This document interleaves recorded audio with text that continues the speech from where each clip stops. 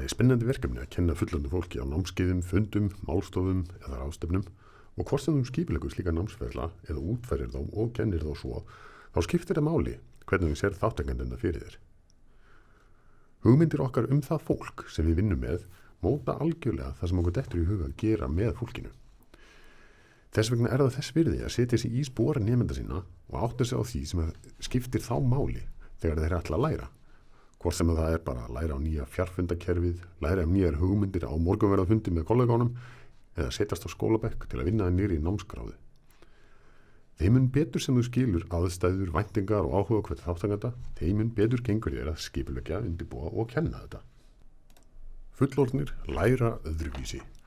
Þetta fullyrðing sem vissi leyti setti fullorðinsfræðslu og rannsóknir á námið fullorðina á kortið.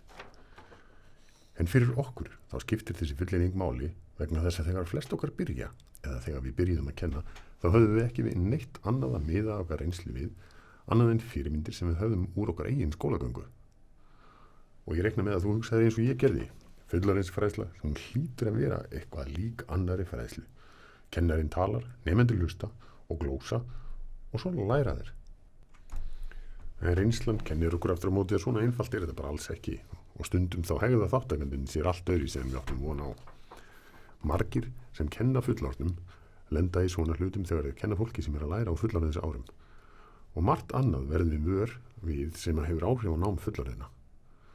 En rannsóknir á sérstöðu fullorðina og kenningar það gefa okkur verkfæri til þess að skipuleggja okkur og til þess að túlka það sem við sjáum í kennslustofunni eða á vefnum í samskiptum við aðra þáttakendur.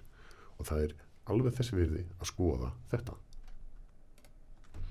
En með því að pæla þess í því sem sérstakt við það að vera fullorðin og að sitja á skólabekk á fullorðinsárum eða vera á einhvern þáttakandi í námsferli, þá líklegra að við getum skilið hvað í gangi á meðal nemendana og við getum brugðist skynsamlega við.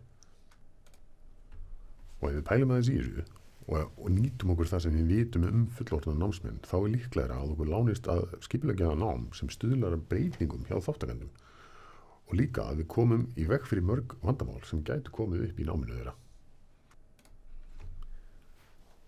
Þegar að fullorðið fólk tekur þátt í skipulögðu námsferli, þá nefnilega ýmislegt annað í gangi en þegar við kennum hópi barna eða unglinga. Og það hefur áhrif á skipulag okkar, viðmót okkar og afstöðu til nemendana. Og hvort sem við kennum í kennslustofu eða á vefnum, þá skiptir það máli að við gerum okkur skýra hugmynd nemendur okkar og við nýtum hana bæði þegar við skipuleggjum og þegar við kennum. Þegar við ákveðum að kalla ákveðið fólk sem tekur þátt í námskeiði eða ráðstefnu fullorðna námsmenn, þá það í fyrsta lagi vegna sem við viljum greina þá frá úlingum sem eru í grunnskóla eða framhaldsskóla til þess að skilja það betur.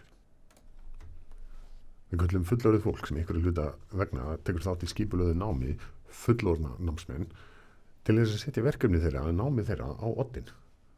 Þú ert fullorðinn námsmaður þegar þú ert í þeim sporum að breyta einhverju í lífið þínu sem kallar á nýja þekkingu, nýja leikni eða viðhorf.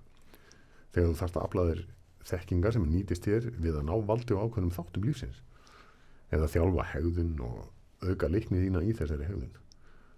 Þú vilt þjálfast í því að nota nýja verkfæri, syngja nýja laglínu, mæta vonsviknum viðskiptaveinum og sérstaklega þegar þú gerir það í hópi annara sem að fást við það sama eða svipað verkefni. Nemendur okkar eru í þessum aðstæðum og því betur sem við skiljum hvað í gangi á þeim betur getum við unnið með þeim.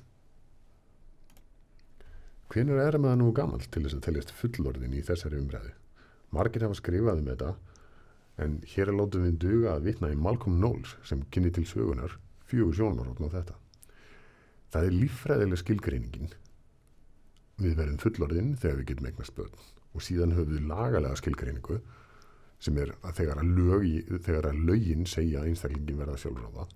Síðan það félagslega skilgreiningin þegar við tökum að okkur hlutverk fullorðina eins og að vinna í fullu starfi, við stofnum heimili, við eignumst maka eða börn. Og síðan það andlega skilgreiningin þegar við öðlumst það sjálfsmynd að við séum ábyrg fyrir okkar eigin lífi og að við stýrum því sjálf. En það er þessi síðastnefnda skilgreining sem passa best við okkar umræðu. Fullorðnir námsmenn eru fólk sem sér sjálft sig sem sjálfstætt og ábyrgt fyrir lífi sínu. Það stýrir tíma sínum, fjármunum og öðrum gæðum og ber jafnvel ábyrgð á fleirum eins og maka eða börnum. Hugmyndir okkar það fólk sem við ætlum að vinna með hafa afgerandi áhrif á það hvernig við vinnum með þessu fólki. Alla 20. öldina hefur gífurlegur fjöldi fólks rannsakað nám, en það var ekki fyrir en á 7. áratug aldarinnar að það fór að bera almennilega á afmörkuðu sviði rannsókna sem snéru á námi fullorðina sérstaklega og nálgaðist það nám sem eitthvað annað en nám barna og unglinga. Lengi vel trúði fólk því að fullorðnir ættu erfiðara með að læra en börn og þessi hugmynd hún reyndist mjög lífseig þrátt fyrir að rannsóknir frá 1928 hafi kollvarpað þessari hugmynd. Fullorðnir, þeir geta vísilega lært, en alls konar aðri hlutir þeir geta hindrað nám þeirra. Það er kannski þess vegna sem orðatiltækið það er erfitt að kenna gömlum hundi að sitja var til. Það sem virðist hafa mest áhrif á möguleikana til þess að læra er viðhorf þeirra sjálfra. Það efast enginn að afi geti lært nöfn barnabarnanna eða gömul kona geti lært að rata heim til sín á nýja heimilið sitt. En þegar fullorðnir, þegar þeir sjá ekki tilgang í því að læra eitthvað nýtt, hvort sem þeir eru 25 ára eða 75 ára, þá gengur það illa. Ef þeim finnst það ekki gagnlegt, þá eru litla líkur á því að þau læri þetta. Og margir hafa slæma reynslu af skóla og ótti heldur líka aftur af þeim í kennslustofum. Sömuleiðis getur það nýja sem þau eru að læra stangast á við fyrir þekkingu, viðhorf eða hugsanavenjur. Þá getur líka reynst erfitt og jafnvel hættulegt að læra eitthvað nýtt. Jú, hættulegt að því að maður geti þurft að breyta sér eða viðhorfum sínum og það er nú ekki allir sem vilja það. Og ef mér finnst það sem að stendur til að læra ekki skipta neinu máli, þá eru hverfandi líkur á því að ég leggi áherslu á að muna það. Þess vegna þá er það hlutverk okkar sem kennara að búa til tækifæri fyrir nemendur okkar að komast yfir svona hindranir. Nýlega rannsóknir og meðal annars taugafræði rannsóknir staðfesta að fullorðnir viðhalda hæfileikanum til þess að læra alla ævi. Þannig að í raun og veru þá hafa fullorðnir frábærar forsendur til þess að læra alla ævi.